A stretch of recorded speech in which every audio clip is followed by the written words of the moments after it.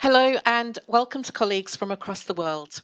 We're delighted you're able to join with us for this session, one of our Stay Connected 20 webinar series, Reopening Schools After Lockdown. We've had such an immensely positive response to this series of webinars, and it's our privilege to have had so many of you joining with us. Just a few housekeeping points before we welcome our speakers for today. Can I please remind all participants to keep your microphones on mute and your cameras turned off for the duration of the session. Due to varying bandwidth in different countries, there may be some intermittent issues with sound.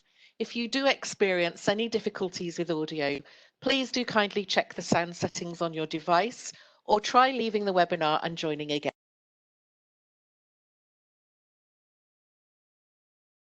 Selecting the red button for Leave Meeting.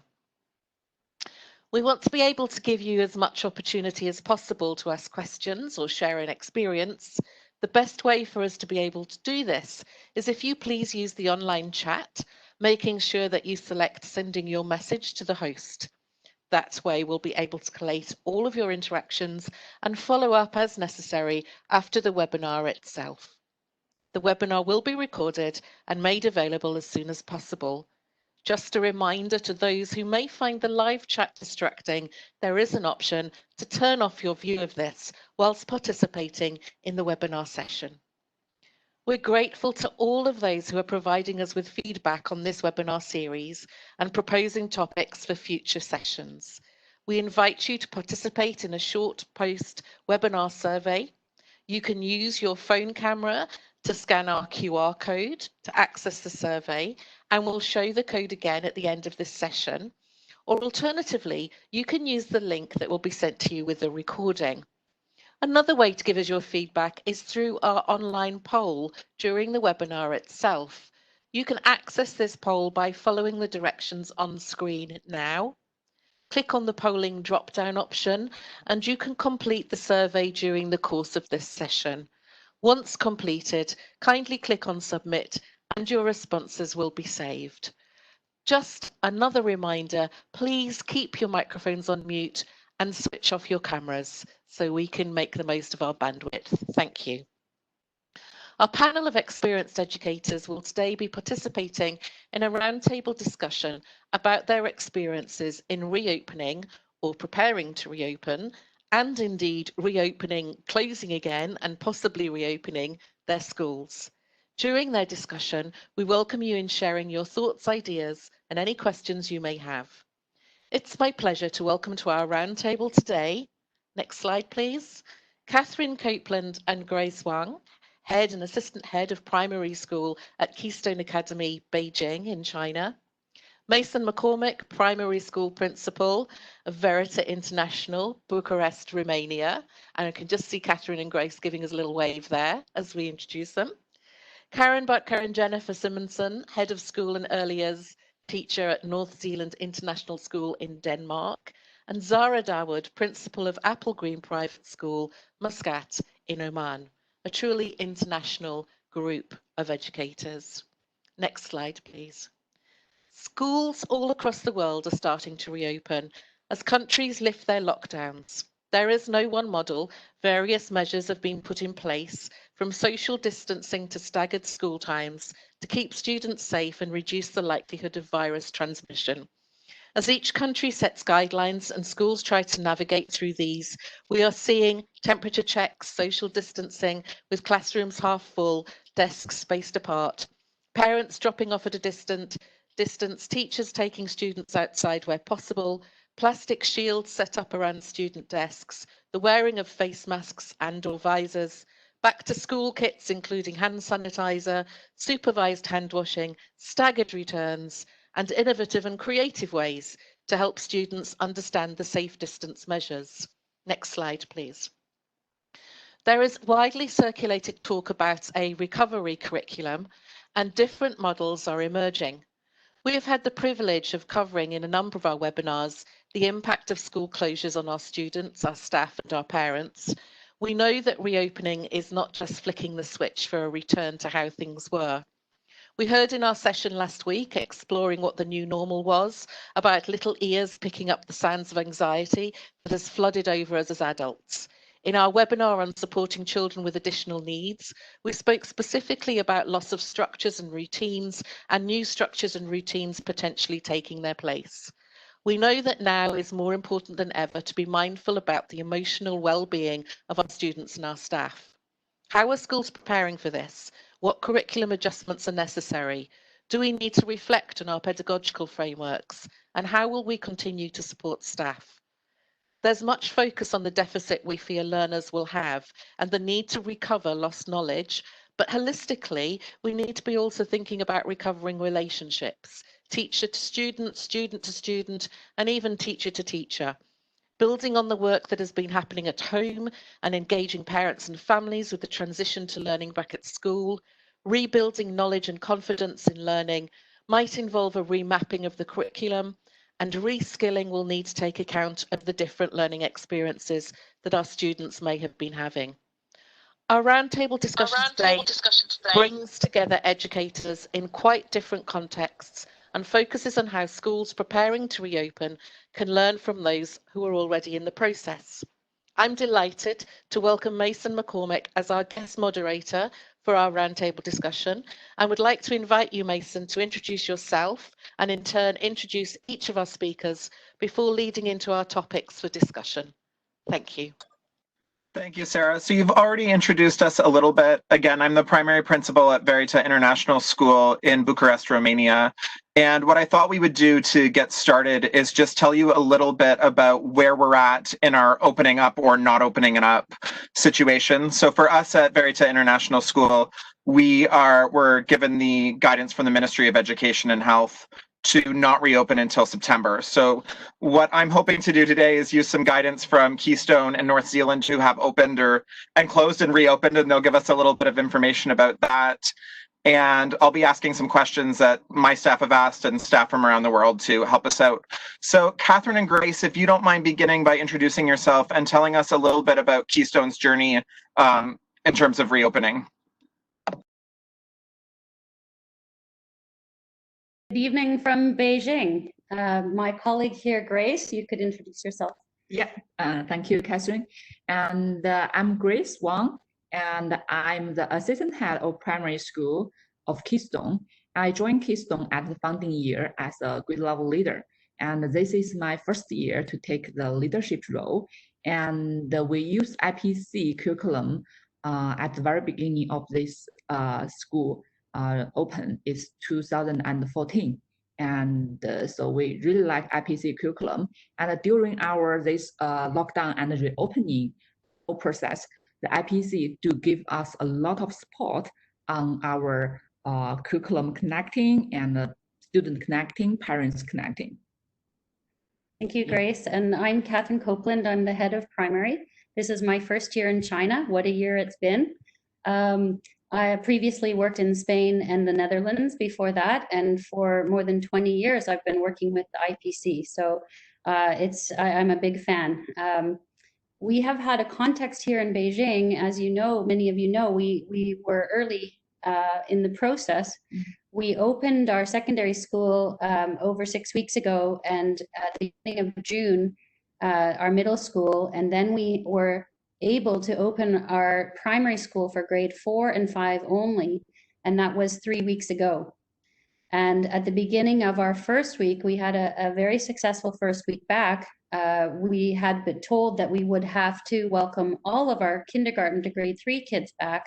So we were busy preparing the transition, and on Friday afternoon at 4 o'clock, the government announced we would not be bringing the early years back. So we had a split hybrid situation for that next week, where our younger kids were at home and our older kids were at school. And then Wednesday night at 10:30 p.m., the government, this was only last week, decided that all schools would be shut from kindergarten to grade 12.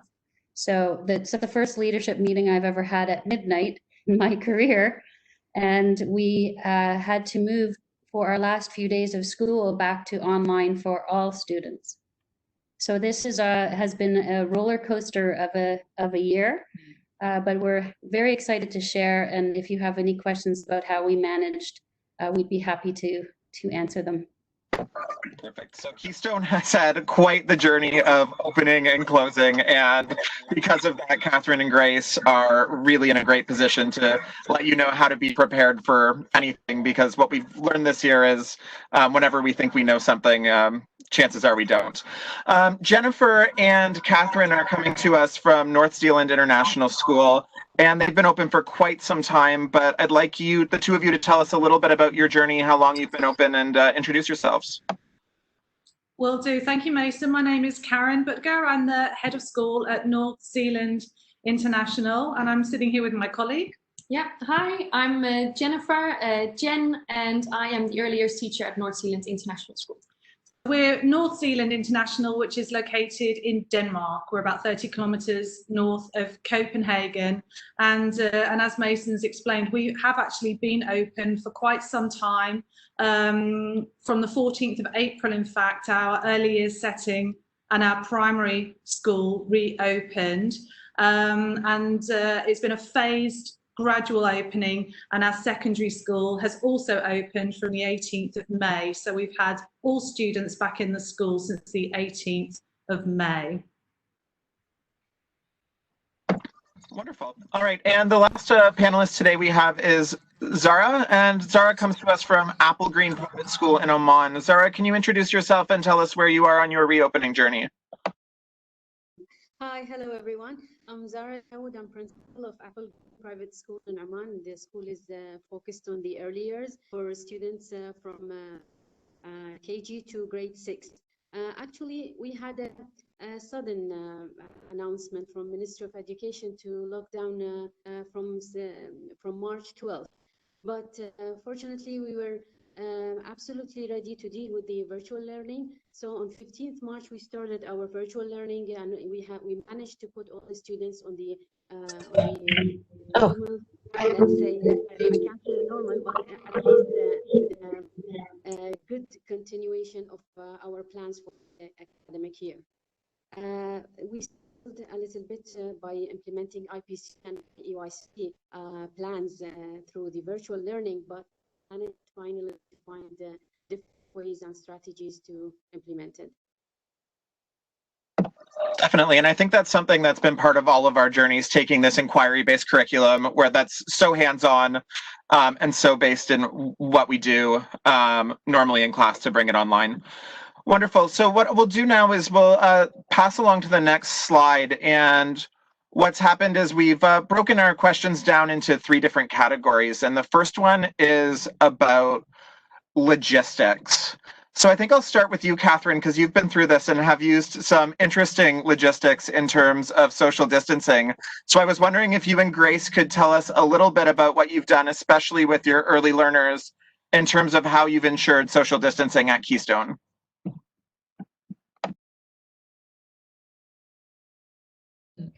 So yes, we had a lot of discussion about how we could implement social distancing, not just to meet the government relations, and Grace can tell you a bit more about that, because in China they're quite strong.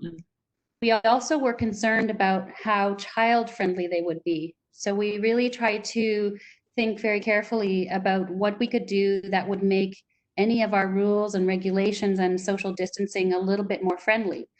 So one of the ideas we came up with was the hula hoop bib vest. You might have seen the picture before on the presentation.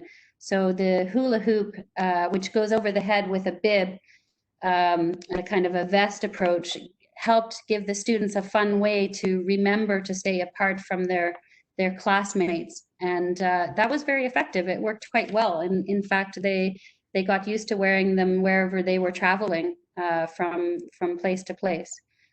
So that was a fun idea. We also had posters with a rhyme. We had markers on the floor, a lot of different superheroes that had memory signs outside of the bathrooms and stairwells to remember the little reminders we wanted them to keep in mind about social distancing. So that was, I think our approach was trying to think, well, how can we make this actually as child friendly as possible? I love the idea of having the little rhyme because we know so much about kids learning things through music and poems and remembering them that way. Karen, do you mind sharing us a little bit about what you guys did at North Zealand to ensure social distancing? Sure. We followed the regulations that are set here in Denmark by our health authorities. And that was simply the first phase of reopening. It was simply the 2 meters distancing. And that was only in place in class. And so the way that that was implemented was was simply the seating. The tables had to be set so that from the middle of one child's seat to the next, there was 2 meters in between. That has since been reduced further to just 1 meter, which has obviously meant that we've been able to have more children in a classroom. Perfect. Now, Jen, I think a lot of people are wondering, because this is the hardest for little learners.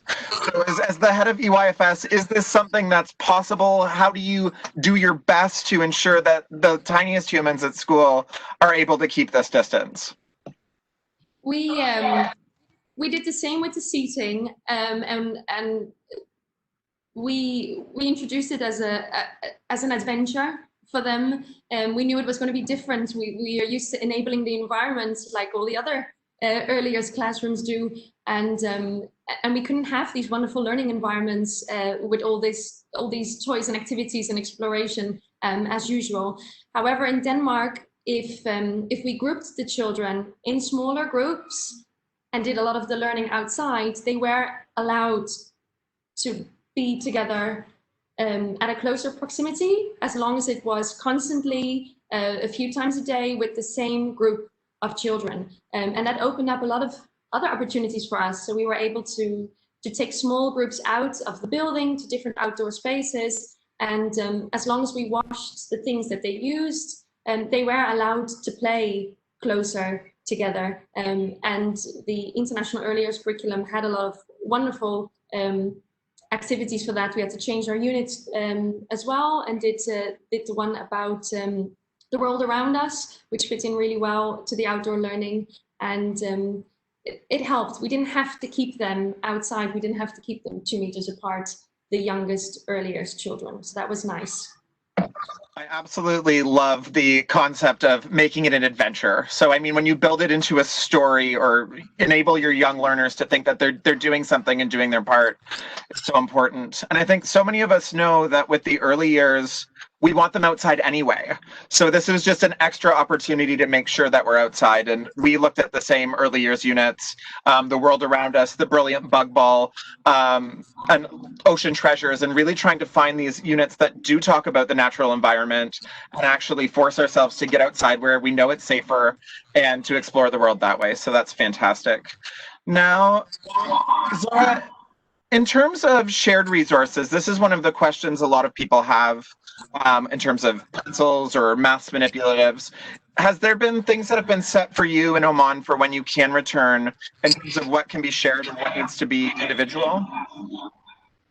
Well, until now, we are waiting for a ministry announcement to release the reopen dates for us.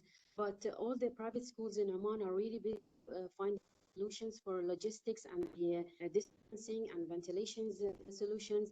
For this, we are very much busy at this time to make the plans for 3 scenarios that Oman can come up with.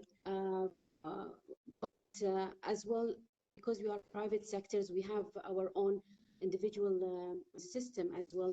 We are trying to at least to guarantee the resources and the materials that we need to keep to make the logistics available, facilitate for the staff students. And since the logistics also is something related to budgeting and related to the parents' expectations. For this, we are trying to put our plans, share our plans as well with the parents by conducting meetings with them, asking for to give us some expectation, some of their experiences, and this is only to make something up to their expectations as well, because a big conflict is happening in Oman how the school will reopen, what kind of logistics they will use, and how much they will be ready for to integrate the staff and the students. So we are trying our best to find solutions which relays on two major issues: ventilation and social distancing in every classroom, by minimizing the number of students in the classrooms and using the school premises like gym and the libraries and the other resources that was occasionally used. But again, we are thinking to release guidelines for parents prior to reopening, so they can, at least we are very confident to welcome their students, their children. Absolutely. There's so much to be said about the Ministry of Health and the Ministry of Education in every country. I know that Catherine and Grace had a checklist that was a mile long that was coming and being observed by their Ministry of Education and by several people as they were in and out. So, Catherine, can you tell us a little bit about what the guidelines were for you in terms of shared resources, from notebooks to pencils to crayons to toys in the early years? What did that look like for you guys in China? I'm going to let Grace answer that. She's the expert on all the rules and regulations. Yeah, and the Chinese government, we have very detailed checklist about the reopening. For the secondary school reopening, we have 39 items on the checking list. When primary school start reopening, we have 41 items on the checking list. It's from our academic and our facilities and our communication with parents and the emergency procedure. So have very detailed guidelines for us to do it. And when the students come back to school about their pencils or the other resources, for Keystone, our students have their own laptop. So we don't need to share laptop and earphone, because we have some English language teachers who are currently cannot come back to China. So they still need to do online teaching with the student. So the students have their own laptop. And for the other things like pencils and the erasers, this kind of things, we encourage the parents, if they want, they can bring their own. If they don't want, and we can provide one set for each student. So they don't need to share either. And in the classroom, each student have their own table and their own chair. So they don't need to share table. Normally, we will have a round table to encourage them to do teamwork or discussion. But during the reopening time, we give them their own table instead of the round table to let them discuss. Now, what about resources like toys in the early years, or counters and maths manipulatives, the hands-on resources that kids need to access the curriculum? What are you doing about those? Are they sharing them? Are you sanitizing them between different uses, small groups? What does this look like for you guys?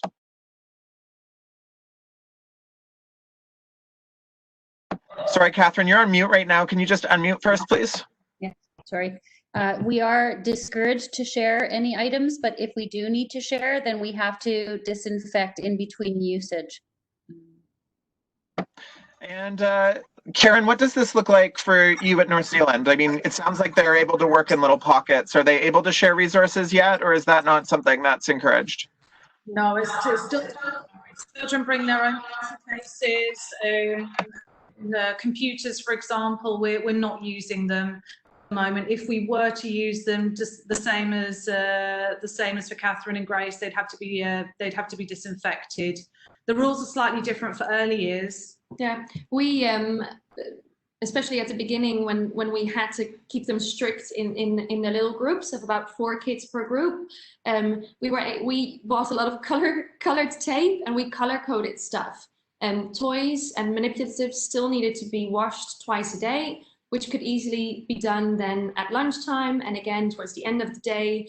We quickly came up with some systems with these big buckets and plenty of soap and disinfectant in it, and the weather has been on our side. It's been beautiful weather, so it air dries quick, and every little colored group could have their own colored box of things. They did bring in their own pencil cases, which they loved, because they've got older siblings that have been allowed to bring in pencil cases the rest of the year. So a lot of washing and color coding. Color tape has really saved us. Yeah, the color coding is definitely excellent. We've bought all of the dot stickers and everything like that. And it's also a good opportunity to teach the little ones about colors and sorting and, you know, responsibility for their things. So have you also had the children helping disinfect? Is that part of the process, or is that almost counterproductive with little learners? Yeah, I think when it comes to the regulations also said, you know, we want the children to feel safe and happy, and it's our responsibility. Yeah, it's our responsibility as the adults to make sure that these things are in place and healthy and things get washed. So we kept that for ourselves to do. They loved watching, and there's a lot of bubbles to be made as well when you watch. Catherine, can you tell us a little bit about cloakrooms, bathrooms, lunchrooms, corridors? How are you dealing with these narrow spaces where, you know, germs can fly around?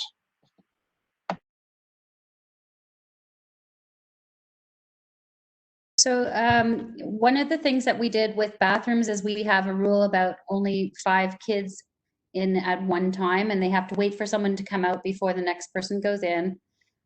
We have hand sanitizer stations everywhere you look, at every bathroom station, but also at the classroom. We have lineups in the hallway. We've taped down the it's every meter, I think it is. Every meter. A piece of blue tape so the kids know where to stand. So a marker to look for. What else have we done, Grace? In the canteen, we give the library area to canteen. So we made more space for our dining room for lunch, more tables so that they could have fewer kids per table. And there's lines where they have to stand and wait till they go up to get served and so on. So it's a lot of spacing, lots of tape. Right, a lot of tape is what I'm hearing around everybody, colored tape everywhere. Now, how do students know that there's 5 in the bathroom? I mean, we're not inserting ticket systems. Is it just about poking your head in? Is there a cleaner, somebody monitoring that? Or is it just a do your best situation? I think teachers have to sort of monitor. There are also like a system as they're exiting, so there's not too many there at once. But I think it hasn't been too problematic. I mean, in China, our kids are pretty well behaved, so we haven't had any issues. I'm not sure that would be the case everywhere, but we have the big Marvel mostly cartoon and also Chinese animation characters with reminders outside of bathrooms and stairwells with the rules, so that they can think about them. And I like that you've made it fun with the comic book characters and things like that. So it's not just wallpaper, but actually something they're inclined to look at. Now, and again, I'm going to the Danish people. So we know that their kids are pretty good at lining up in order. But same question, what does this look like in the lunch area and the bathrooms? How is that working out for the two of you? Tape. We have there's a lot of nudging, so there's marks on the floor. The students are fantastic at it. We got them well trained in the first few days back. They know that they have to stay behind. There's tape lines with a 1.5 meters approximately between them, and the children line up on the lines there. We've wedged the door opened. The main entrance into the general bathroom area is wedged open so that students can easily, they've got a visual and they can see. At the beginning, we allowed 2 students at a time to wash their hands at the sink. That's now increased to 4 as the restrictions have begun to ease. So tape being the general answer for all questions today. But I really like that you mentioned training the kids to do it. So a lot of people have said, how will you get the kids to social distance? And as educators, we know that we can teach kids to do these things the same way they follow routines in class or how they line up regularly. So it's just a new step and a new opportunity to teach them. But I think in general, kids have been better at this than adults across society. So have you found that they have been trainable? And again, they're children, they're going to make mistakes, but have they caught on to it? They have young learners have really done a great job. I'd say it's a bit more for some of the secondary learners. Getting there. Getting there, I think, it's a process. Now, Zara, I haven't asked you all of these questions as much because you're not open, you're in the same position I am, but is there anything you have in place for bathrooms or corridors, or does the answer continue to be tape?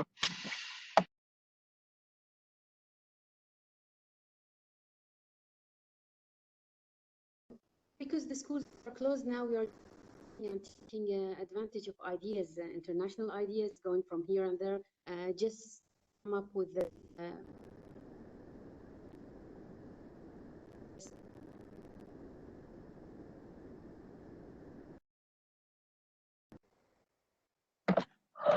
Sorry, Zara, I think you cut out on us. But I hear what you're saying, and we're sort of doing the same thing. So I'm so happy that schools like Keystone and North Zealand are open so that we can steal the ideas of the hula hoops, the tape on the floor, the signs like that. And again, just keep an eye on webinars and things like this where we can see.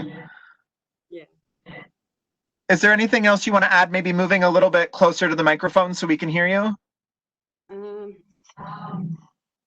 There is something we are thinking about to develop videos, like videos that shows the children how they have to react when they are coming back to school, like giving models and examples of behaviors we are expecting from them to do. This might help us to make the children know what we are expecting from them within the classrooms and how they can react. Maybe we can build up this video by taking pictures from international practices and other schools that have adapted some ideas. We can put them all together and we can show our students so they can at least imagine what we are expecting from them. And that's such a fantastic idea, because coming back to school is going to be different for these children. And, you know, Karen, Grace, Jennifer, and Catherine can tell you that. So by having those videos, knowing you're not coming back until September, for your kids to get prepared because you haven't had to turn on a dime like these other schools, I think will really benefit, especially in that training that Karen was talking about earlier, so that they're almost pre-trained so that when they go in, they know what to expect and how to move on from there. So that's all of our questions for logistics. If we can move to the next slide. So our next one's a little bit more about academics and sort of what people plan to do and have been doing. So Catherine and Grace, maybe one of the first question is about blended learning. And I think you guys are the prime example of we're going back to school and now we're back online, or having teachers in different countries and being sort of 1 foot in school and 1 foot out. So what's your plan for next year in terms of blended learning? What's that going to potentially look like? That's a really good question. But we luckily, in a sense, we've had a little bit of experience with almost every model now. So we have to now think in a sort of contingency plan way. We still don't know when we open in August whether we'll be face-to-face, whether we'll have our teachers allowed back in China. So our expat teachers are currently not back in China. So all of our English lessons or lessons that are taught in English are done online.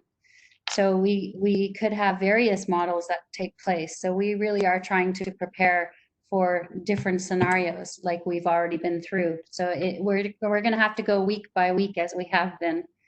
I think that's what we're trying to prepare for.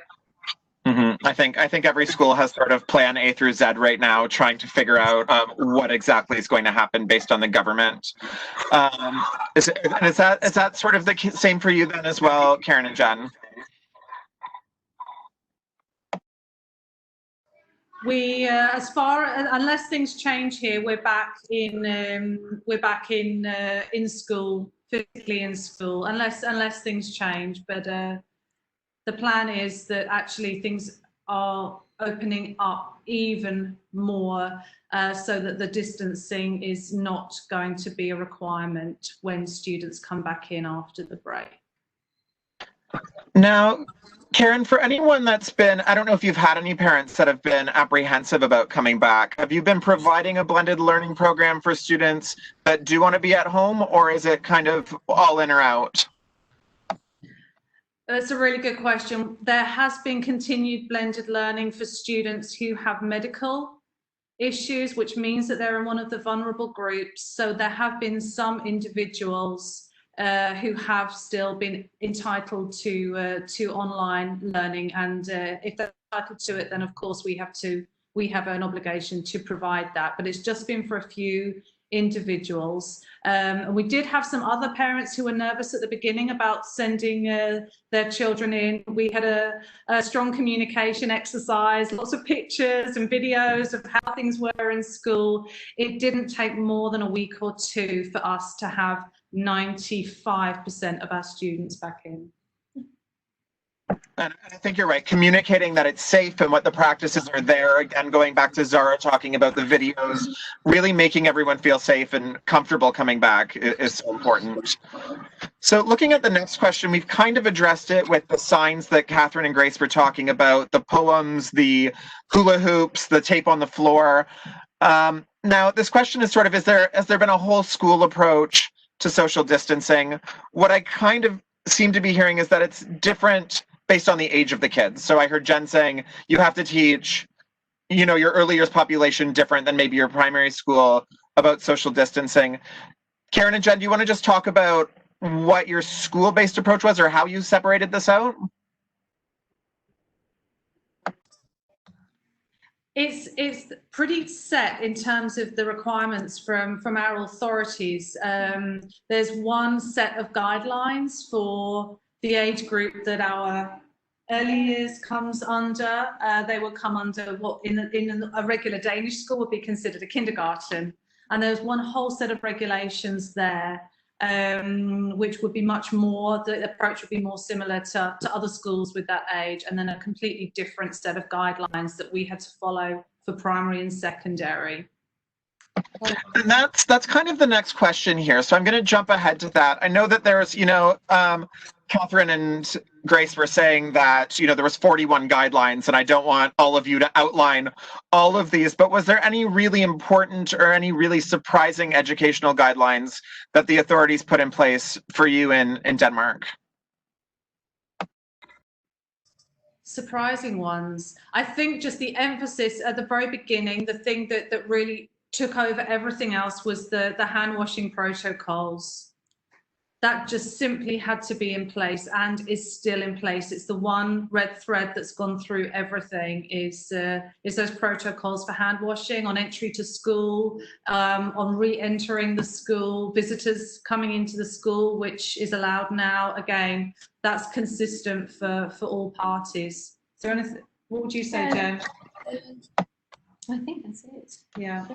Now, the first time we met before this webinar, you were a few minutes late because you were helping students with the hand washing and guiding that and realizing that that was, an important step that requires some people. Can you tell us a little bit about the hand washing protocols and what you have done at North Zealand in terms of making it accessible, the tape on the floor, the extra stations, whatever you've set up to really ensure that this hand washing is happening and happening well? Yeah, we can. There are a lot more sinks. We've actually got temporary sinks placed in our schoolyard. So there are simply more hand washing stations so that we can be reasonably efficient with this process. And in terms of planning, we have a very clear plan which classes are allocated to which bathrooms so that we have a routine. We have students coming in through different entrances so we don't have too many bottlenecks on entry to school in the mornings and after break times. We have some pictures. Jen has even made our school mascot into a little hand washing poster. So as well as that, with training the students into what a good hand washing routine looks like, and all students have been trained in that at the beginning and reminded of it regularly, especially in the first days and weeks. Yeah. Also, it's for early years, it's also part of the day routine. What are we doing today? Which group is going where? Which adults? and then we all stand up and practice washing our hands with the air, just as a reminder. And they're really good at it.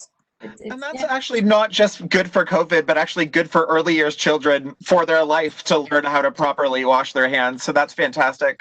Now, I know a lot of people that are here are probably wondering what the time commitment is for this hand washing in terms of staggering their beginning. And I imagine that as this process has gone on and we've sung the song and done the actions, it's gotten faster. How long does it sort of take to get a class socially distanced in and out with extra hand washing stations to enter the school? Good question. I think at the beginning, probably 10 minutes. It's not taking anywhere near that length of time anymore. No, and for early years, we are, even before lockdown, we wouldn't send them all at the same time anyway, because waiting is not very age friendly at that age. So yeah, it works pretty well. And with the little groups, they kind of always all have a sync when we send each early years group. So that's great. And I mean, moving from 2 to 4 kids, speeds the process up, half the time. So that's fantastic. Now, Catherine and Grace, you had the most guidelines from any authority, I think, potentially in the world. Of those sort of 80 or so guidelines, was there any that you found were really important to have in place, or any that surprised you that you'd like to share with the community? I think it sounds like we have a lot of similar guidelines, and maybe things that people do automatically are just more directed here. So we also have the stairwells designated for up and down, and which grades coming in which door, and we have an infrared temperature camera at the front door, at the front gate. When you come into class, we have temperature checks twice a day. We have ventilation checks for the windows, but I think in actuality, we're doing very similar things. One of the things that we did do for recess was to implement stations around the campus so that kids, when they go outside, were doing something with an individual game. So we had skipping ropes, we have a practice. When the kids arrive, they hand gel, and then they take their equipment and they do their recess break for that day at that station, and then they change to a different station at a different time. So we had hacky sacks and skipping ropes, and I'm still trying to figure out what the name of that thing that you sort of jump over as it spins around your ankle. Nobody knows the name of that toy. So if anyone knows it, I think the brand was a Skip It, if I go back to my childhood. But we thought of all these different stations, so bean bags and different things that we could do so that they're not playing organized games or contact games. So that was helpful, and they loved it. And that still, it gives them an invitation to play. I almost think there's a lot of things that are coming out of this where, yes, we want them playing collaboratively, but where they'll say, oh yeah, I can do this. And they're exercising and moving and, developing that play as well. Was there, Zara, was there anything, or I know you said that they're still rolling through in Oman. Is there any kind of guidelines? I think they're the same kind of globally from the World Health Organization, but that were put in place in Oman, or that just made you think, or were, kind of made you use your design thinking similar to Grace and Catherine in terms of how you're going to do play and learning?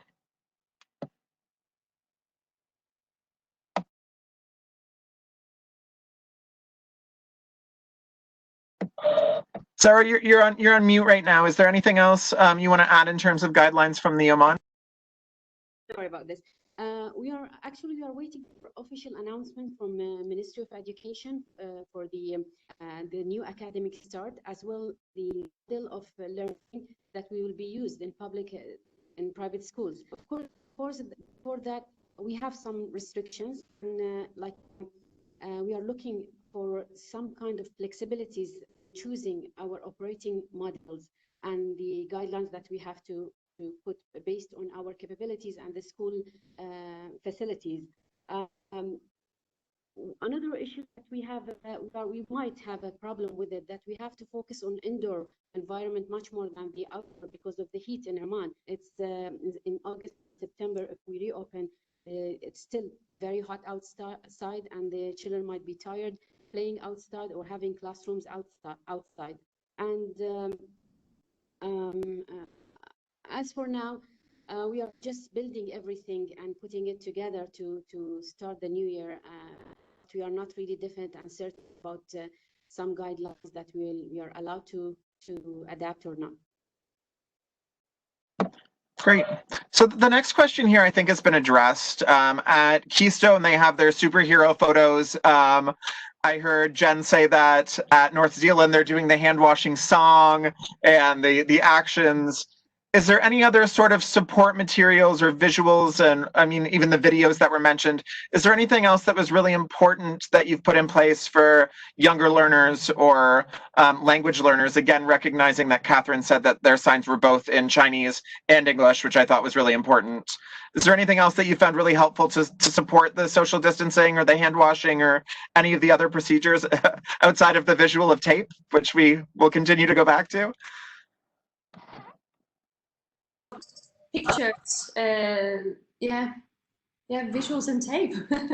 And then when we've been taking the children out, you know, it's really hard for early years not to walk right up against their friends when we go to the outdoor learning spaces. So we have this wonderful rope, which I know I found out through the last webinar that a lot of countries already use this. I don't know why we didn't think of it before, but it's this wonderful rope where they know where to hold on to the rope, and there's a bit of space in between, and there's a rope line walking song to go with it. And that one, it's been really good. When they saw the rope coming out, they immediately knew I need to find my color group friends, and we were ready to go out and go to outdoor learning spaces. Okay. To add to that, for all the students in the school, they've had a few gifts over this period. Each child has received a small cushion that's suitable for sitting on outside. It can be a little damp in the mornings here in Denmark, and a clipboard. So in terms of just keeping space for outside as well, it's easy for them to place their cushions in a spaced way. I love this feeling I get from North Zealand in terms of this is an adventure, or the kids received gifts. And the way that you have framed this is so beautiful to make the kids feel like, you know, this is almost kind of exciting or special. And I know that it's not a great time, but the fact that they do have this mindset of we're getting gifts and we're doing things differently and we're on an adventure is just so important and so special. And like, I can feel that from this end of the world. So I'm certain that your kids feel that. Catherine and Grace, is there anything else in terms of visuals or materials that you're using to sort of support this for your younger learners, especially? I think just one thing to mention is the posters that we had a kind of a little rhyme and poster visuals, because the 1 meter was the same as 2 carpet squares. So our hallways have carpets. So we had this little rhyme. I can't remember what it is. 1 + 2. 1 + 2 and safe view. Safe view or something like that. So it was in bilingual. It was visible. We had symbols, and also for other hand washing and sing songs and so on. So all of those things that help them make it more child friendly. I think those things are helpful. We also did a video in advance to the parents where the teachers acted out and wore the hula hoops and everything, and the parents fed back that was very helpful for them to visualize and to talk through it with their kids before they came back to school, so they knew what to expect. That's awesome, and I'm sure the kids loved watching their teachers in the outfits and kind of playing along. So that's a special way to welcome them back and for them to get to see those familiar faces. We did a welcome back as well with the teachers, and then we also had a protocol for teachers that was done by our child psychologist to help talk through coming back to school and questions the children may have. So we thought very carefully about how to sort of address that. Although it was a very exciting experience for many kids, it had been quite a long time since they'd been at school. So we started back in the end of January. So I think that was helpful as well. Also for teachers, as a natural perspective for them. For sure. And again, there's so many feelings. So while some kids were excited, some kids were probably stressed or, feeling a lot of things. So to see this group of adults that you trust coming together to do that, it's a powerful moment. Now, you've all kind of touched on this with the skipping ropes and the lining up, and I think Zara and probably Catherine and Grace coming back in terms of heat. Denmark's a good place for outdoor learning at this point, but I know a lot of schools are moving towards being outdoors a lot more. Is there anything else in terms of designated areas or ways you've sort of divided your playground to get kids outside more often and sort of keep that distance at the same time? We did put little tents outside of the stations, the play stations, which had big bottles of water with pumps. So they brought their own drinking vessel from home. And they refilled the water as much as they wanted and could do the hand pumping before they got their individual toy. So these stations provided some shade as well. So it's very hot here as well. It's been about 38 for the last month. So we have a similar issue. Karen and Jen, was there anything else you want to add about outdoor play? We have a lot of outdoor space. We're really, really fortunate in that sense. So we did wonder whether we were going to have to schedule use of outdoor areas in some way. We decided just to see how it went, and it simply hasn't been necessary. We do have some areas that are designated as quiet areas, though. It is getting warmer here now too, and so there are areas that back onto classrooms that it would be difficult if there was noisy lessons going on just outside someone else's window. So we just have some quiet zones and some areas where it's fine for noisier learning to be happening. Great. And I'm glad you were able to kind of let that go. With so much restriction and the tape on the floor and all of these things, it's nice when you do have the space to have some sense of normal for these kids.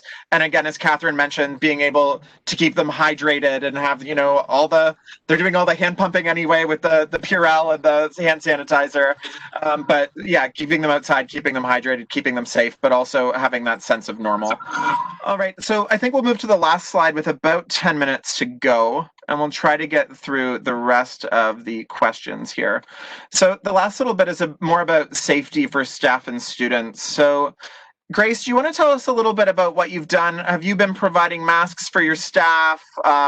What are sort of the school's health and safety responsibilities, especially for you, for the adults, for your staff?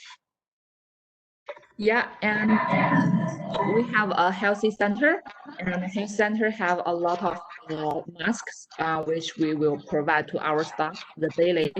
And another thing is, before our staff come to school to do our reopening job, and the health center will send out a very detailed survey to get detailed information where you have been recently. Are you staying in Beijing for 14 days? Or do you travel any place else? So to guarantee everyone is safe, to get this and of course the information is confidential and is not give to our heads, it's give to health center directly. So the health center will know our situation, and also we will provide a lot of the other things like masks and the hand sanitizer, and also the temperature gun to our staff, also to our staff's family if they need it. Yeah. Great. And Karen and Jen, what are you doing in terms of staff? I think we've covered student safety quite well throughout this. Can you just let us know a little bit about what the guidelines are in place for your staff to stay safe? Yeah, even still now, maybe it's not so much for keeping staff safe, but even now there is still two meters. If there's a situation where there's a member of staff who's speaking to a class, perhaps with projection, they still have to keep the 2 meters distance. So but that's perhaps more for student safety than staff safety. There has been a possibility for vulnerable members of staff to work from home, and the way that we have managed that is they have been the members of staff who have been providing the learning for the vulnerable students who also have to continue with online learning. I think that's all that has. Everyone has a personal hand sanitizer. We have issued those to all members of staff. Staff are not expected to work in different rooms. They are also working with one, as far as possible, with one group of children. So what does that look like for specialist teachers, like music teachers or language teachers? At the very beginning, when they first came back in, they were not having those specialist lessons. They were having some of them, and it was just the primary school who were back in, and fortunately, we weren't having to meet the same curriculum requirements as usual. So we basically did the best we can. We split the teaching staff out amongst the different classes and capitalized on the resources we had. Some classes had a lot of art happening, some classes had a lot of Danish learning happening, and we did the best we could without having teachers crisscrossing across classrooms too much. No, that makes sense. And I think doing the best you can is kind of all of our approach to learning and using those guidelines as well. With our time left, I'm just going to direct a few questions to the people who I think can answer them best. So I'm going to start with Jen and this sort of hugging rule, because with little learners, we know they get scraped knees. We know that they have big feelings and that this is a little bit more difficult. So some staff have said, how am I going to leave a young child that's, crying on the ground? Yeah. Am I able to hug? What do I do because I can't? What does this situation kind of look like, or what should we expect with our early years kids? What I liked was as the press conference happened here in Denmark, the Prime Minister, she said that when it comes down to our youngest children, who will be the first to be going back, we need to let kids be kids with safety. And I don't know if she said it in the speech there, but it was definitely in the guidelines that we got, that if a child is hurt, they need a hug, and then we go wash our hands. So we are hugging children that are hurt, and then we all go and wash our hands. It's inevitable. And of course, if I was one of the vulnerable members of staff, perhaps I would maybe be with a different age group, if that was something I wouldn't be able to do. In regards to the kids hugging each other, then they've come up with the elbow bump and the foot thing, and this and the namaste, and but no, we do hug, and yeah, I'm comfortable with that. No, it's a part about making kids feel safe at school. That's fully understood. And again, one of the hardest things and one of the biggest questions people have that, again, ministries everywhere are doing, but it's one of the things that if people intend to follow it, it will be one of the hardest things to do, especially with early years. Zara, because I'm going to come to you. I know you don't have all of your guidelines, but what do you plan to put in place if a teacher does contract COVID-19 in or outside of school and isn't able to come back for 2 weeks?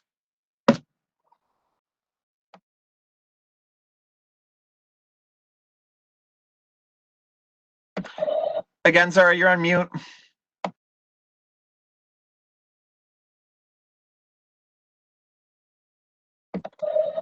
All right, I'm going to pass this off to Catherine. Do you mind telling us what will happen at your school if what your plan is if a staff member contracts COVID-19? Yes, well, we are in a fortunate position that we have a classroom teaching assistant per class, and they are qualified to teach, and they co-teach with the lead teacher. So in cases where that might happen, they would step in, and we would provide a second person as a backup. So those classroom assistants are also helping with online learning. So when the teacher is from afar, teaching the lesson on the screen, for example, they are supervising in the classroom and so co-teaching with that teacher. So we have probably a luxurious situation in that. So I can imagine that staffing is one of the most difficult situations. We have similar kind of scenario in secondary, that trying to find enough people to cover the classes is a real dilemma. So I think we'll be adding a couple of extra cover teachers for next year. Yeah, I go back to what Karen said. I think everyone's answer is essentially just we're going to do our best. And that's where we're at. Having extra cover teachers is fantastic. But even if you're sick with COVID-19, it's not like you can turn on your computer and continue your lessons digitally. You need to rest. You need to get better. So we'll go with that. So the last question I have here, and I'll address it to Karen and Jen first, and then I'll give everyone an opportunity. So what are the key dimensions that we should consider as educators around the world with schools preparing to open? What's sort of your one thing that, or few things that we need to really think of closely from someone who's been through this and has done it themselves? Be flexible. Make sure you're really, really aware of the guidelines in your context, and keep abreast of them. In our situation, we found that they've changed frequently. We get a weekly update, and we have to adapt and respond to those as they come out. So yeah, it's a lot to follow, but that will probably be the key. Yeah, I think flexibility has got us through this. Anything else to add, Jen, or is you just agreeing on that? Flexibility, for us, from a perspective, it was also, I think Karen also did that. It's first letting the families know these are the things we have in place, and once that was practiced, after a week, Karen sent out a newsletter to explain why was it that we put these things in place. What was it that's important with it? And for us, as earlier staff, we needed to let the parents know why is it even more important now that the kids can open their own lunch boxes. Because every time I open a lunchbox, I need to go wash my hands before I can help the next lunchbox. And that, you know, they didn't think of that. So having that transparency and explanation afterwards was really good. Yeah. For sure, communication of the whole process, because you're right, it's not something that, and parents in general tend to not be educators and think through what, you know, a couple humans are doing, especially like you said with our littlest learners.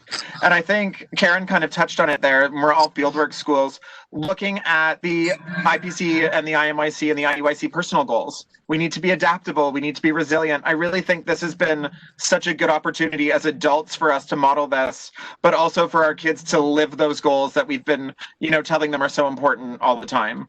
Absolutely. Catherine and Grace, anything else in terms of what we really need to think about as preparing to reopen?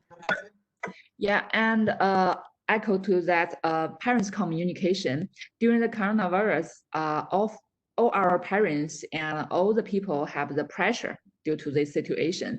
So we keep communication weekly with our PTA members.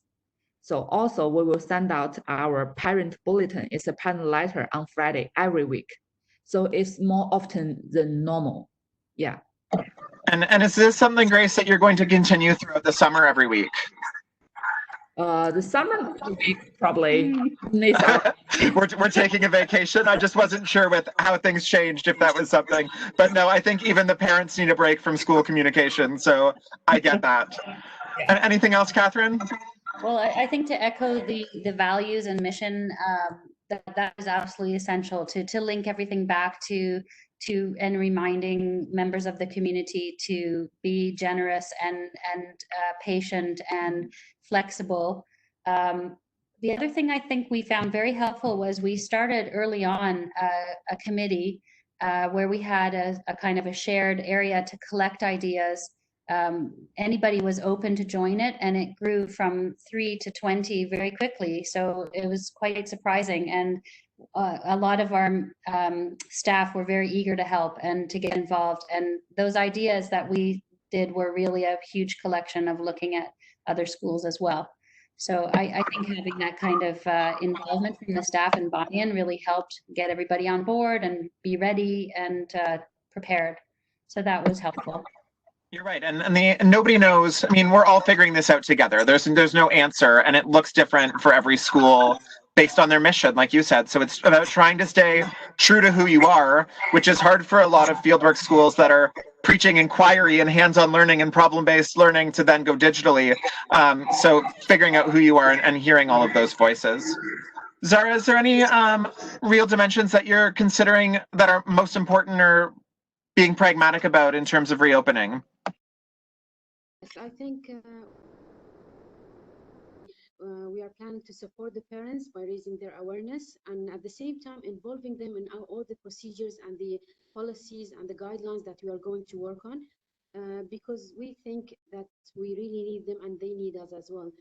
We want to avoid a lot of conflicts that might happen or debates that might happen from both sides due to the, this critical situations.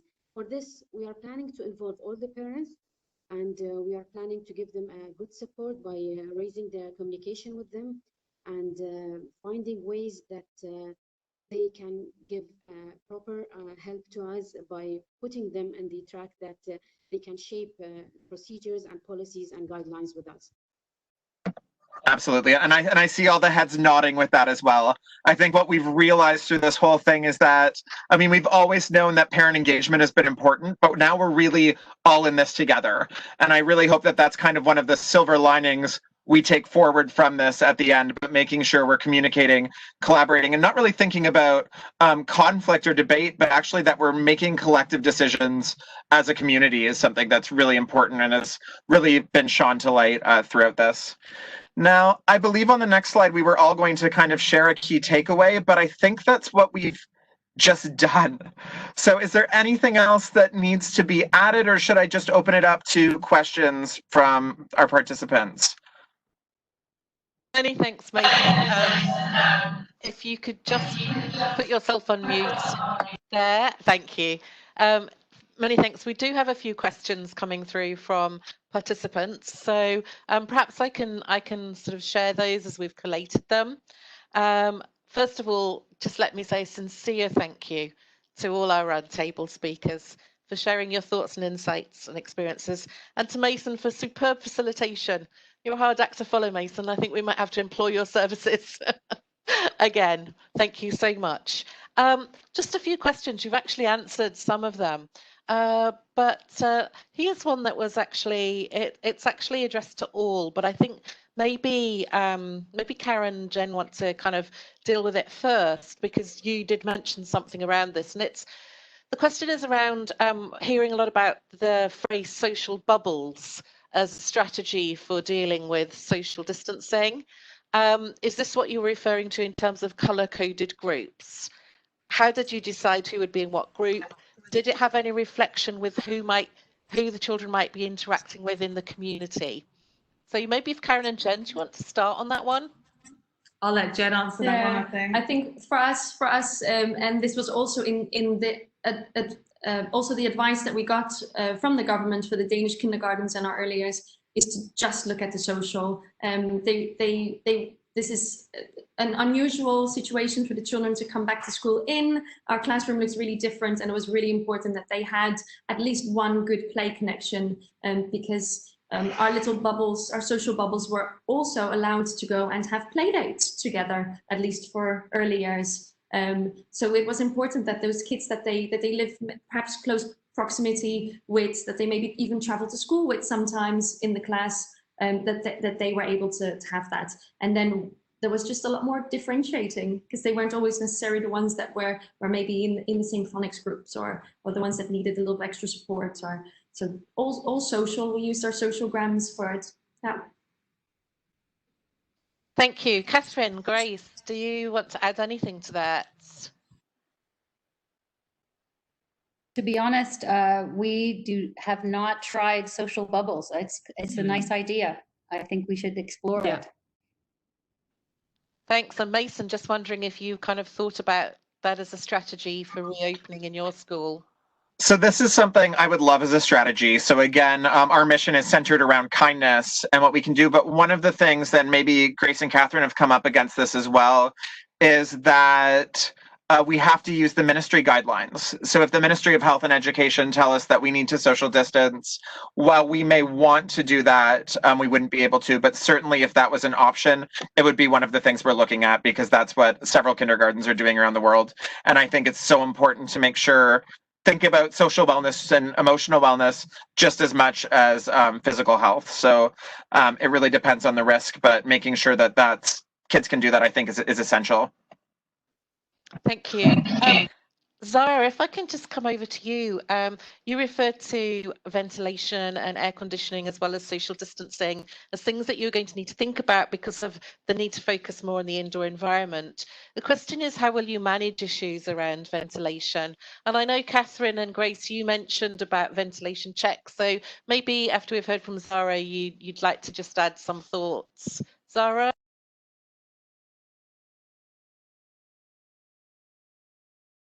Regarding the ventilations issue, basically we are going to face major problems with this because at the time that we cannot open the windows, at the time the air conditioners are on.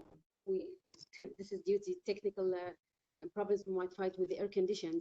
But we are thinking to put breaks and in between the breaks to open all the windows and give a chance to ventilate the place and the environment, the class environment.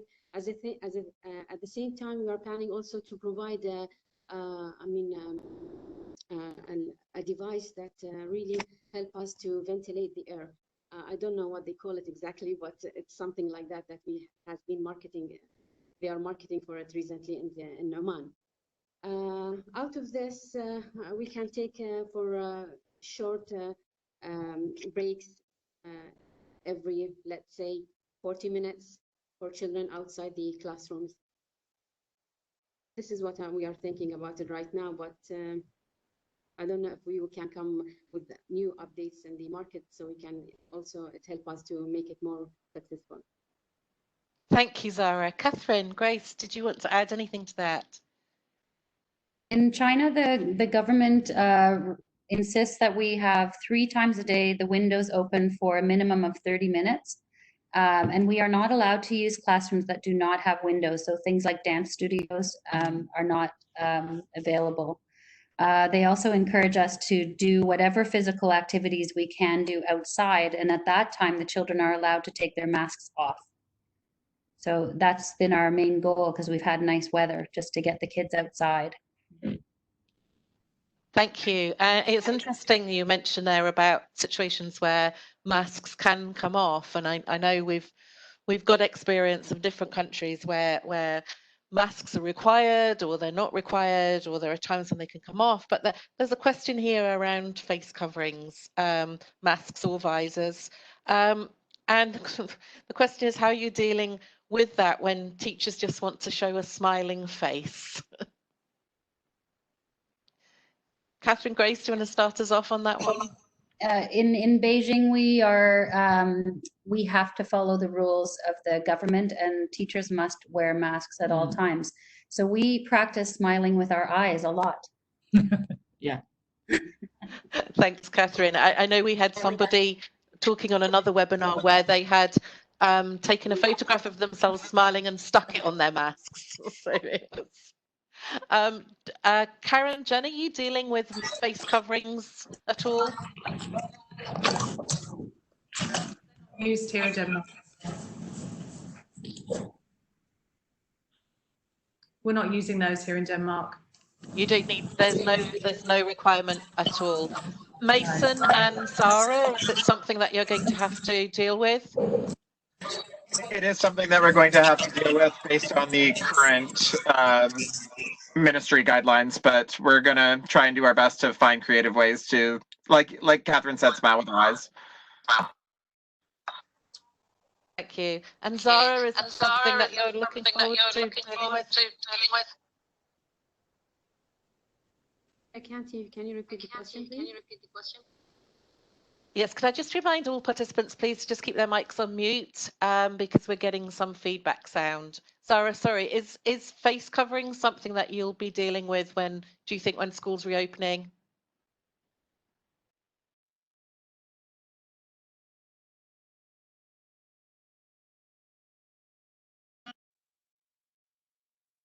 Sorry, I'm not sure Zara can hear me quite clearly there. Zara, are you able to? Yes, I can hear you. We hope that we will not use face masks for children, especially kindergarten children, because it's really difficult. But yeah, I hope taking temperature would be enough to get rid of the face mask. But worst case is that yes, we have to follow the regulations. We will put it on But we are concerned also about children's health because for some children it's very difficult to keep the masks on for long time in the school. So we have to find some ways of making it more friendly. Thank you, Zara. And probably our last question, because I think you've answered most of the other ones that have come through. Well-being is such an important aspect of the whole impact around this issue. What well-being sessions have you put in place, or do you intend to put in place for children and possibly for staff if you've been dealing with anxious staff? Maybe we could start with Karen and Jen.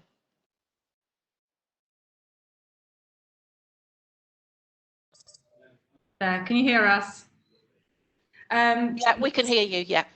Perfect. No, we have a school counsellor, and in the first weeks when we reopened, she was very present in the classrooms, making sure that students were aware of the different offers that are available to all students in the school if they were feeling anxious. And we have had students that have taken advantage of that service. I think I need to mention that both her and a lot of the other teachers and Karen were at the gate every morning to welcome students coming in, to give them that smile and that presence, which helped the kids put a smile on their face even before they got into the building. That helped a lot. So they knew that you were there and we were there with them. Yeah. In a way. As parents are still not allowed into the building, so we've said the goodbyes at the gate. So we've had to be there and welcome them in.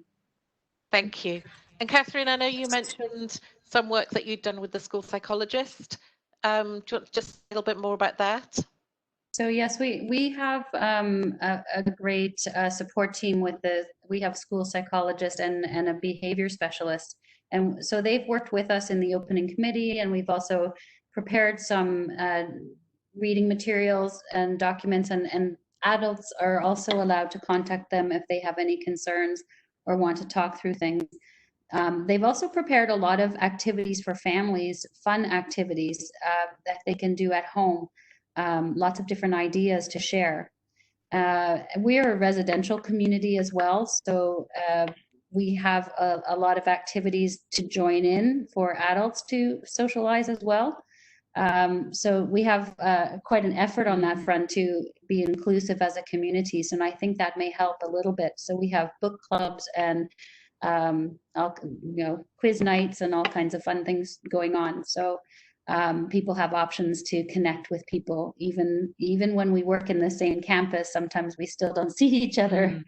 So for both children and adults, we've tried to find as many ways to support and communicate with our counselors and with our behavior specialists.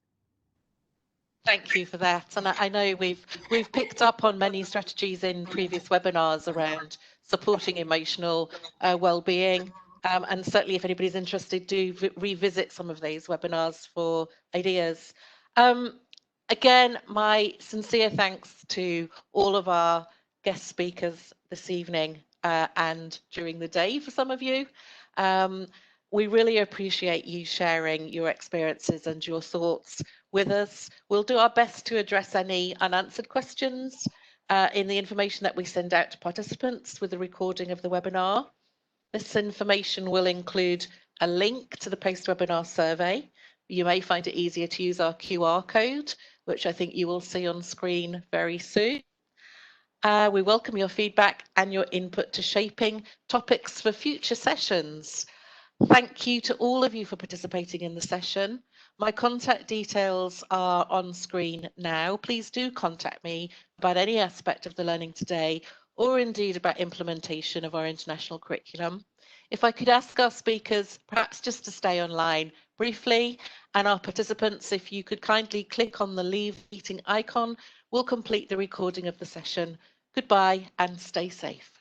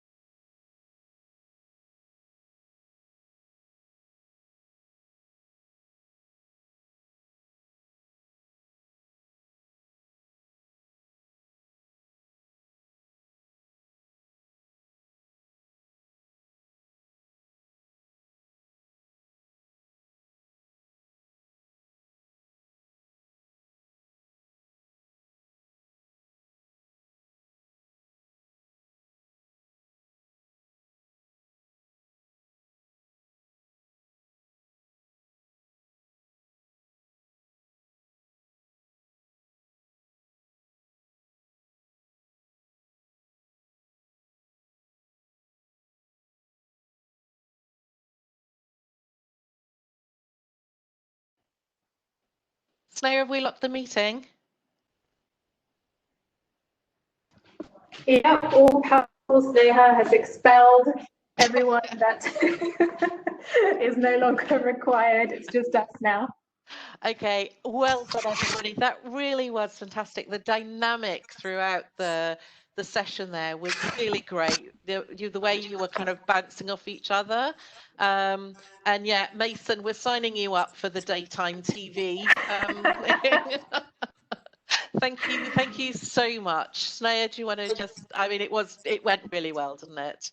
Yeah, absolutely. We were actually just sort of talking amongst ourselves whilst the webinar was going on, because I'm really sorry, we had an issue with the PowerPoint when I was sharing. There was like a big grey box that was appearing for some reason, so we were trying to figure out what it was, but then kind of gave up in the end. We thought, okay, it's just distracting everyone, so we'll just keep rolling with it. But honestly, it was like watching TV. It was just so natural, and just watching you all interact with each other, and we just felt like, oh, you know. And Mason, seriously, like, ever consider a career in TV, I think you do really well.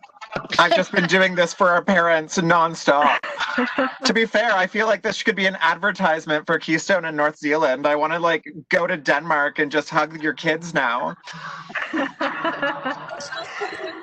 As long as you stay 2 meters away from them, Mason, please. Thank you. And Zara, you just did really well. We know you were having problems. I think you might have another problem. We just caught a glimpse of you there. Having problems with connection, but we really appreciate you being resilient and pursuing that. Yep, absolutely. Each webinar we're trying slightly different structure and model. So this is the first time we've tried something exactly like this, and I mean, we'd really appreciate your feedback. Either you know, now or when you have time for reflection afterwards, or privately if you would prefer. but from our point of view, I just think the structure worked really well. Absolutely. It was just like, it was almost, I said to Sarah earlier, it's like we don't really have to do much for this one, because they're just taking over and they're talking, and Mason's just sort of going with it and facilitating. Honestly, it was just, we're sort of, like Sarah said, we're trying a new format with each webinar, because we don't want them to become repetitive with just a bunch of slides, everybody, you know. And as important as it is for people to share their resources, ideas, like the webinars we've had before, I think having cameras on, watching you all discuss amongst yourselves, it gives people that kind of relatability as well, almost, rather than just hearing voices. So, you know, and obviously it can be a bit unnerving being on camera as well. I know when I first started doing the webinars, I was like, oh, do I have to be on camera all the time, or they're just going to hear my voice? But now, you know, if this is how things are going to be forward, I think we all need to stop, or we all need to try and not be so camera shy, at least, and adapt to, you know, this new normal. But I mean, obviously face-to-face teaching as well is something that I don't think can ever really be replaced. I think we've just got Zara back online there. Zara, we were just saying we appreciate you had some problems with connection. We just really appreciate your persistence and resilience and sticking with it. And we caught a glimpse of you just earlier, so it was lovely to see you. I know Catherine and Grace, Jen and Karen, you've been on some of our other webinars, so you'll know that we've kind of been using different models, Zara as well. So, I mean, just how did you find this one compared to some of the others? I really loved it because I learned something new. Mm-hmm. It was Tape. great. Tape is the way forward. Duct tape is key. Invest in duct tape. Yeah. It was an easy format to work with. It flowed really well. Yeah, thank you. Okay, I'm not going to keep you any longer because I know you've got either a rest of the day ahead or an evening, maybe, for some people. Thank you once again. Please do, if there's any reflection or feedback you want to send through to us, please do. We'd love to hear from you. And enjoy the rest of the day or evening, whatever it might be. Thanks. Bye, guys. Thank you so much. Appreciate it.